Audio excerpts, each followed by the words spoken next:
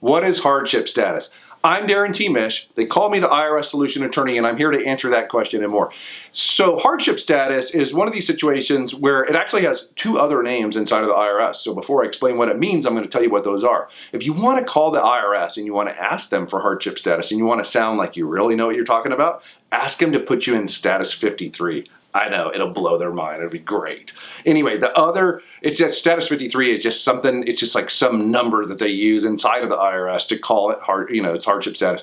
The other phrase that they use is currently not collectible. And so those of us who are in the business and in the industry will sometimes call it CNC. So what is it? Well, it's a situation where you've given your financials to the government. They've looked at your monthly income and your monthly allowable expenses, and they've made a determination that you have no ability to pay at all no ability to pay at all at this time. And so they just put your case on the back burner. They just put you in hardship status, CNC, status 53, whatever you want to call it. They just put it on the back burner and they just leave it there. Now, is that a solution to your problem? Could be. It depends. Probably not. And here's why I say that. There's a statute of limitations for the collection of tax. It's 10 years from the date of the assessment of the tax. And you can think of the assessment of the tax, generally speaking, as when you file the return with the balance due. Now, if you have a year left on the statute of limitations and you get your case put into hardship status, is that a solution?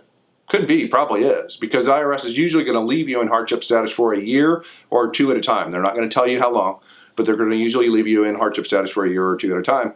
And then the statute could expire, it could blow, and then that would be a solution to your case. It's not always. Now, if you have 10 years left on the statute of limitations and you manage to get yourself put into hardship status, is that a solution to your case? Probably not, unless your plan is to, I'm just going to wait for 10 years for this thing to expire. I've seen people do it. I've represented people who did it successfully, but generally speaking, we don't call that a solution here in our office, unless there's a very short time left on the statute of limitations.